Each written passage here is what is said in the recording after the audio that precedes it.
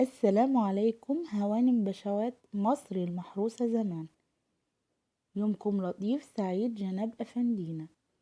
فيديو اليوم من الجانب الشخصي في حياة الملك فاروق، وهي حكاية ما بين الملك فاروق وواحدة ست من الأرياف. دي حكاية كانت منتشرة ونشرتها الصحف. إن الملك فاروق كان في طريقه لتفتيش إنشاص، المكان اللي دايما بيحب يقعد فيه، وهو ماشي بعربيته الخاصة، وهي عربية ما كانتش تبع عربيات القصر، ما كانتش معروفة. وهو ماشي شاورت له واحدة ست ريفية شايلة ابنها على كتفها، وكانت فاكرة انها عربية أجرة. ولما وقف لها الملك قال لها عايزة ايه يا ست؟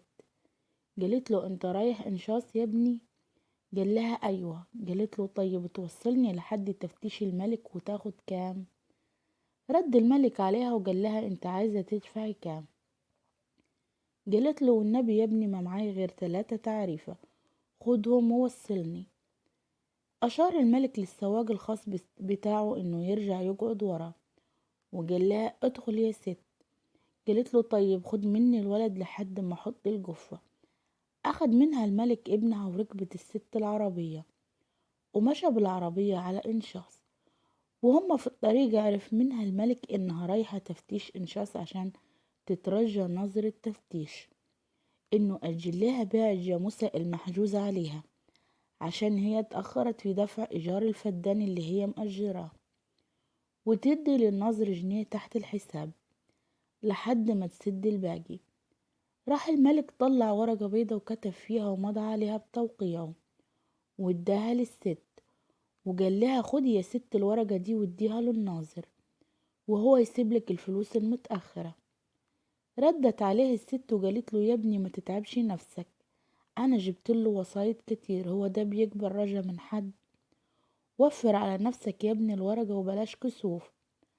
أصر الملك إنها تاخد الورقة، واداها مع الورقة 10 جنيه، وقال لها خدي يا ست ال10 جنيه دول ادفعي منها الإيجار، وادي للناظر الورقة. الست استغربت جدا وسألته ولما انت يا ابني غني كده بتشتغل سواق ليه؟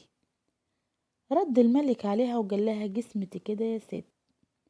ولما وصلوا ونزلت الست من غير ما تعرف شخصية الملك، راحت للناظر وادت له الورقة وقالت له الحكاية.